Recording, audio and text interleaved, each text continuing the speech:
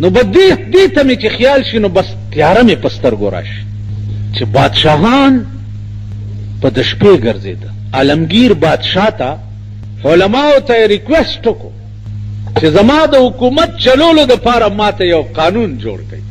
علماو فتاوی عالمگیری جوړه کړه، په هغې نوم هم د عالمگیر بادشاہ کې فتاوی عالمگیری.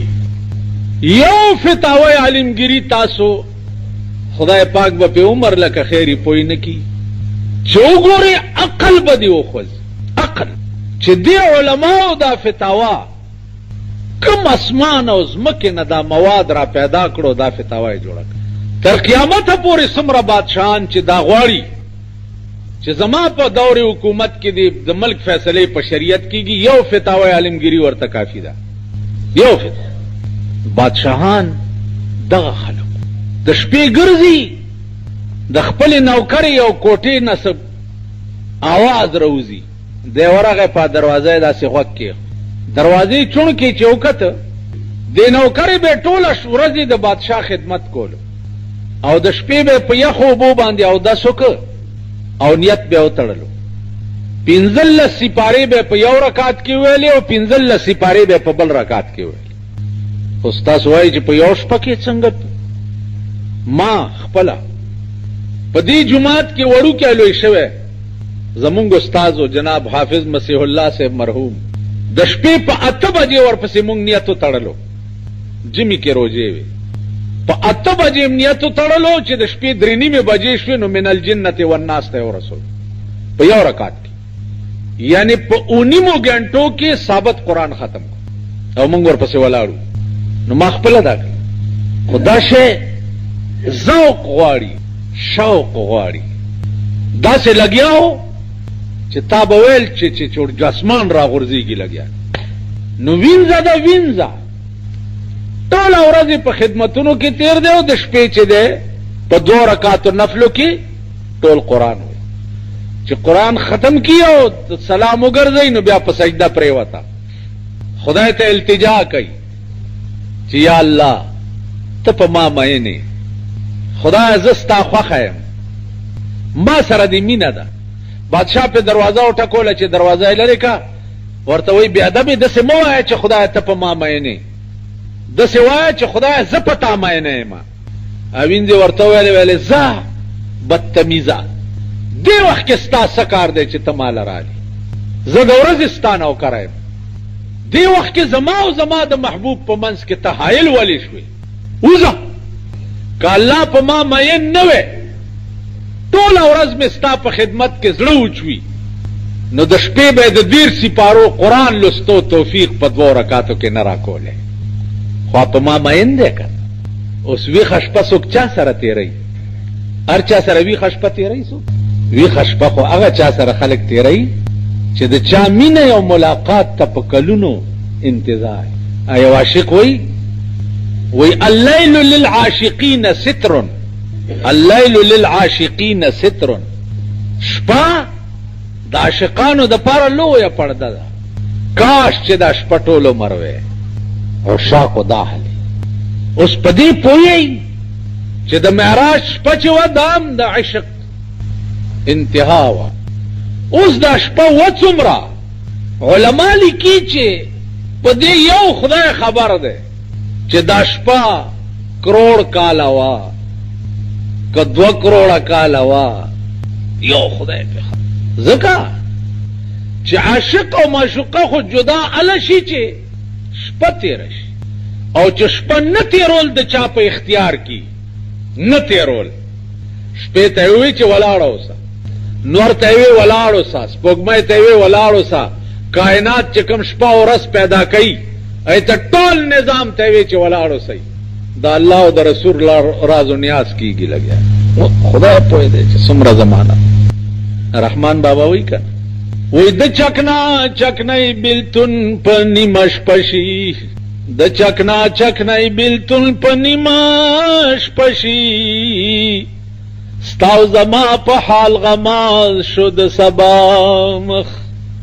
چکنا چکنی یو 2 مرغان، یو د سین په یو غاړه ناست دي او یو د سین په بله غاړه ناست دي. نو د دې د مینې ملاقات چې دی دغه دی چې هغه هلته نه خبرې کوي او دی دلته نه خبرې خو چې د نیمې شپې ستوری راوخیږي نور مارغان پې بیا خبرېږي نو دوی جدا شي نو رحمان بابا وایي چې د جکنا چکنۍ بیلتون په نیمه شپه شي د نیمې شپې ستوری دوی دواړه جدا کړي او ستا او زما بیلتون ستا او زما په حال غماز شو د سبا مخ دا سهار د ملا بانګونه چې دي دا مونږ دپاره غماز شو چې بانګونه وشي نو ښځې دروازه وټکوي چې پاسئ سهار دی و د واده ډومبی شپه هم دنیا کې ژوند کې یو عجیبه شپه یي که نه ټوله شپه خو تېره شي نو سهار بانګونو ټایم کې ښځې ورته ور وټکوي چې پاسئ نو ستا او زما په حال غماز شو بیا عشق حقیقی دا شپه هم په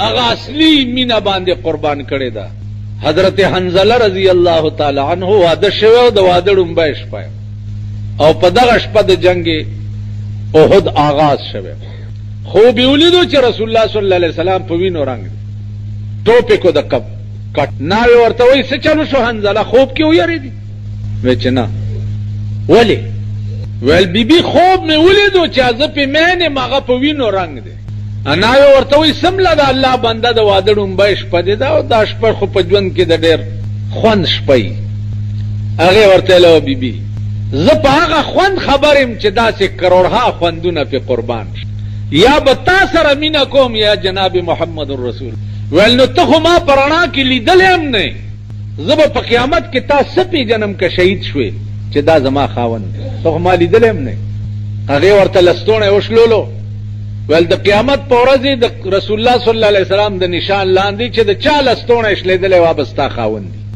دا شپې هم په هغه عشق حقیقي باندې خلکو قربان کړي نو عرض مې دا و عزیزانو چې د اقیم الصلاة مفسر جناب رسول الله صلی الله علیه وسلم دی او دې دپاره بیا انتخاب چې د کومو الفاظو کړی دی هغه یو لفظ په کلونو د سوچ قابل دی مثلا سبحانک یو سبحانک لګیا وسکه اوس دا خوند به په کومه ورځ پته لګي دا خوند به په هغه ورځ پته لګي چې دا چا تا ته سبحانک تا ورته ویلی دي او ملائک حجابات اوچت کی او ته ورته وګورې چې ورته وګورې نو ته به وایې چې الله زه چې په دنیا کې پې مینم هغه دا ذات دی رسول الله صلی الله علیه وسلم نه تپوس شو چې قیامت کې به خدای ته مونږ ګورو داسې نو دا آیات راغی چې وجوه یومئذ ناظرة الی ربها ناظرة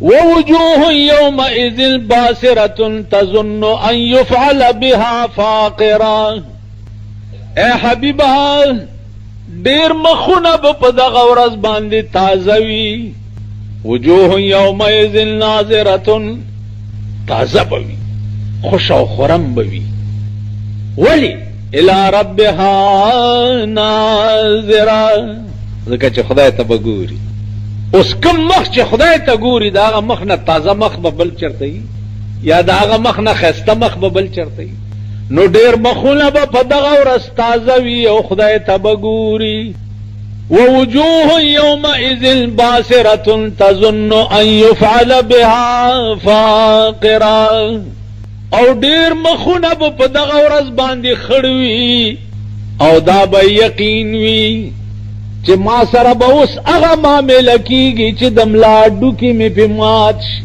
ډېر مخونه به داسې صحابو تپوس وکړو چې یا رسول الله مونږ به څه تکلیف خو نه محسوس کوو چې خدای ته ګورو حضور علیه السلام ورته وفرمایل چې ای صحابو تاسو چې د څوارلسمې سپوږمۍ ته ګورئ څه تکلیف محسوس کوئ وی نه وی الله ته به داسې ګورئ لکه د څوارلسمې سپوږمۍ ته چې ګورئ اوس بنیادی ټکی درته مقصود بذات شی به په قیامت کې جنت نه مقصود بذات شی به جنت او محل او حور او غلمان او دا لالچ چې قرآن ورکړی دی په اعتبار د طبیعتونو د دنیا سره ورکړی دی چې د دنیا طبیعت داسې دی چې ښه کور غواړي ښه محل غواړي ښه ښځه غواړي ښه نوکران غواړي وغیره وغیره مقصود بذات شی به په قیامت کې د الله دیدار وي او د رسول الله صلی الله علیه وسلم په خوا کې به اوسېدل وي.